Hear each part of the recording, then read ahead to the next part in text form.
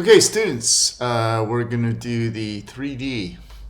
I'm going to do it with the initials, but you can also use this for your 3D logo.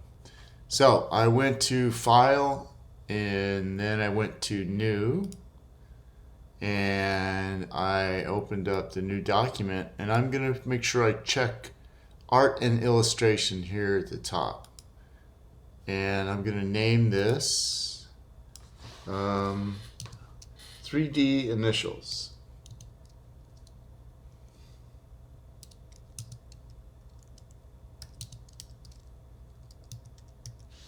And I'm going to change this to inches.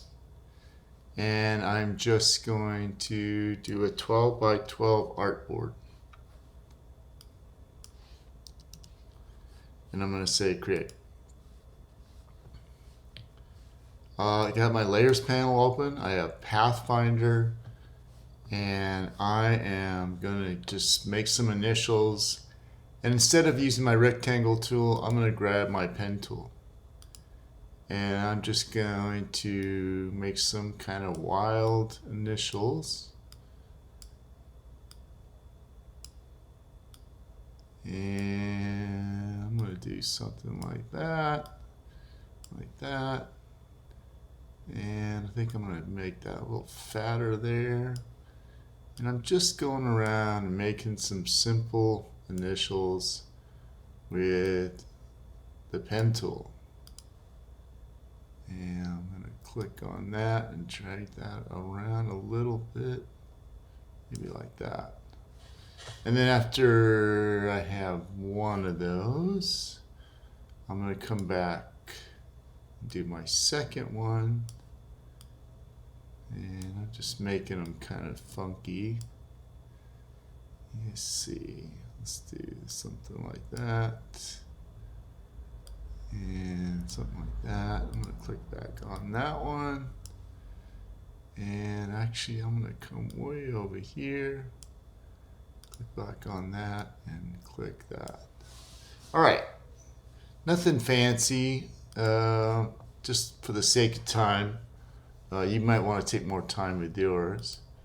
I'm going to click on my direct selection tool and maybe kind of come back and play around with these paths a little bit. Maybe move that anchor down this way. Yeah, that's came out a little funky there. I don't like that. Do that.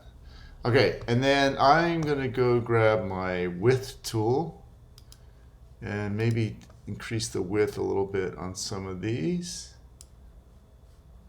Maybe something like that. And this one too.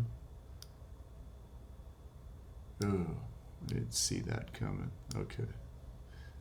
And maybe something like that. Come on. Oh, you dog. Yeah, didn't like that too much. Yeah, it's okay.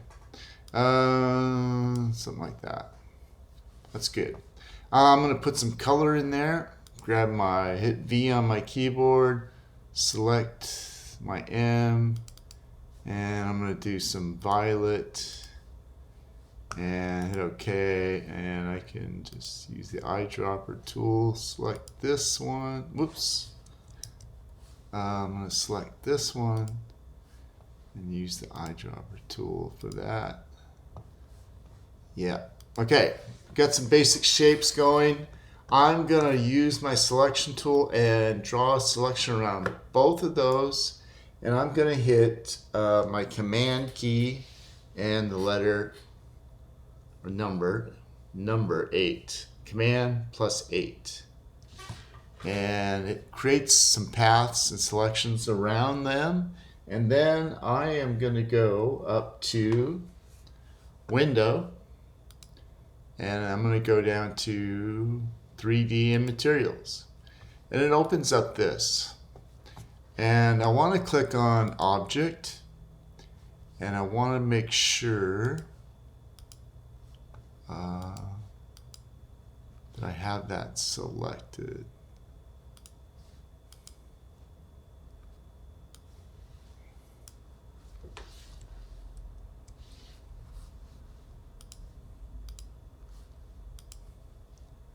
And as I said, I'm going to hit Command 8 on my keyboard. And then I'm going to go to Window and 3D Materials. Okay. Then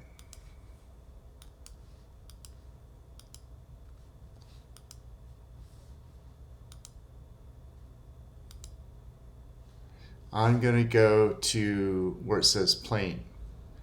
And if I click on that and then come out here, I should be able to move this on it. I see this anchor kind of thing, and I can rotate it around the x-axis like that. I can also grab the y-axis and rotate it that way. But what I want to do is actually go to extrude for a minute, and you'll see it has the depth on there, and I can increase that depth like that, and then I can go back to the X and Y again, and you see I'm getting that. At this point, I don't like the black stroke. I'm going to come over to and click on the stroke, and I'm just going to go back and get the same violet color on that. Yeah. All right. So I have the fill and the stroke in violet. And I can increase the depth of that. Of course, that's way too much, right? But I'll just do like 11 pixels, something like that on there just for now. And I'm going to rotate these back, and I have some depth, as you can see. And I'm going to go down to the custom rotation presets and click on that. And I just want to do the isometric top. And then I'm going to move them around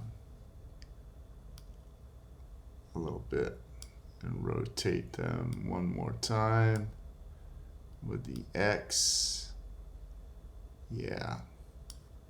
There we go. Okay. Now I want to take a look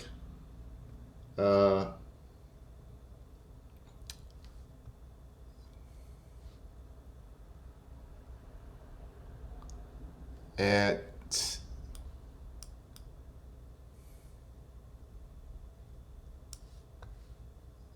revolve. I want to show you that. If I click on revolve, I get something that looks like that. Isn't that wild? And I really don't have much use for that. And what it's doing is it's kind of revolving around that. And you can see here's my original form there. It shows me that.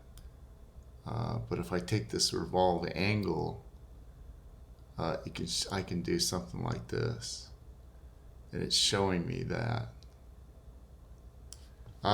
Next I'm going to go to inflate. So I had it on plane, I had an extrude, I had a revolve. I'm going to click on inflate.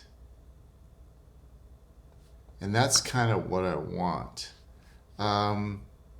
There's a button down here. If I'm going to move this for a second. I'm going to rotate these a little bit.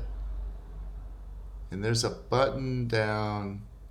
You see the back side doesn't have the 3D, right? It's kind of just 3D, or at least lit on the front, and it's not inflated on the back. I'm going to change that by going right over to this button here. I'm right here where it says inflate both sides, and click on that. Now, if I move that around, hopefully I have it on the back. Yeah, and I do. Isn't that cool? All right. So I have both sides inflated, and I can change the depth again. After I have it inflated, it might look much different now. If I increase that depth on there, you'll see that since I have both sides inflated, it's almost like a big balloon floating through the air. I'm gonna leave it still kind of small at like, I don't know, maybe 10 pixels, 20 pixels. Okay.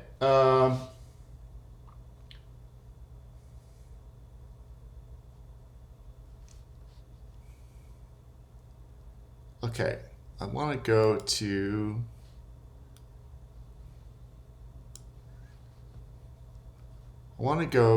materials up here. We've been on object. I'm going to click on materials, and you'll see that it has base materials. If I click on this and open this, it shows me some other ones. And if I click on these, it takes a while to render because my computer's going a little bit slow. But if I click on those, I should get some different looks to these.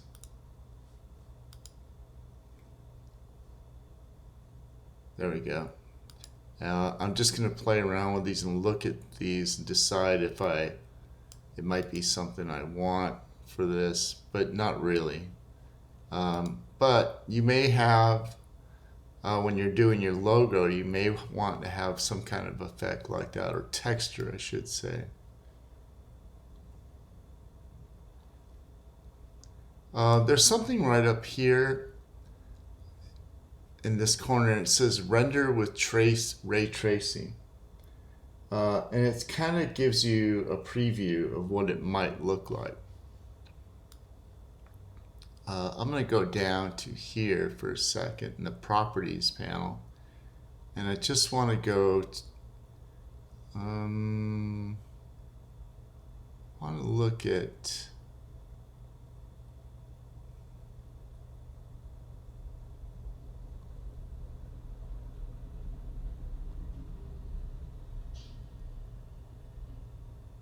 some of these. I was looking for, oh, there it is, scratches.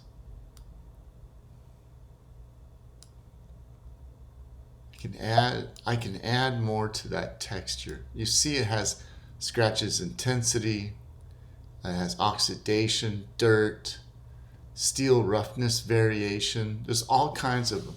And if I come up here to that ray tracing, if I just click on this, it'll kind of render what those look like. It's kind of a little preview button. And I click back on it and it'll take it back to what it was before. I'm going to go back to the just on the base materials and click on that because I want my color back. And next I'm going to go to lighting.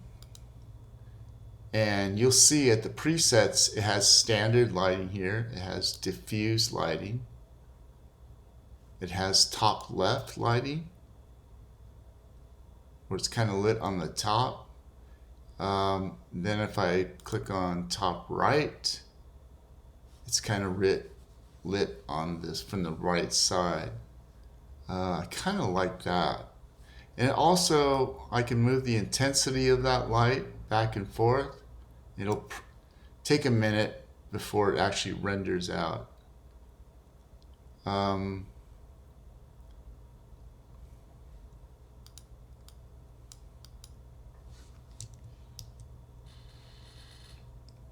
There we go. I can go down to the ambient light and click that off, and it shows me that. The ambient light is kind of the light not coming from its key force. And if I do the ambient light, I can move the intensity a little bit, and it'll brighten that up, actually add some more.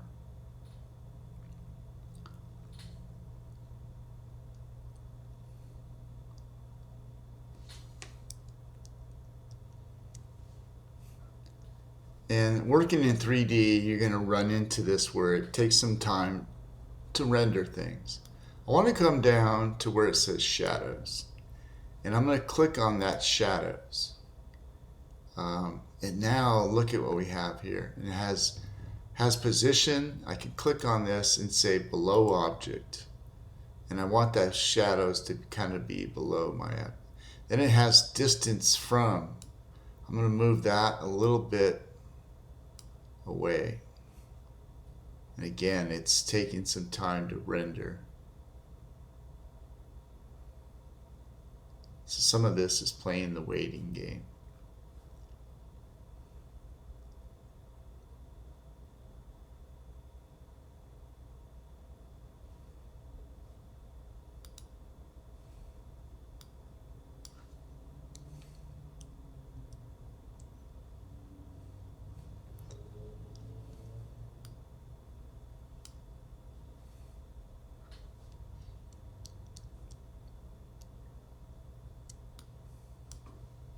Okay, I'm going to come back up to my light up here, and I'm going to change it to top left a little bit and try that, and then also move the intensity up.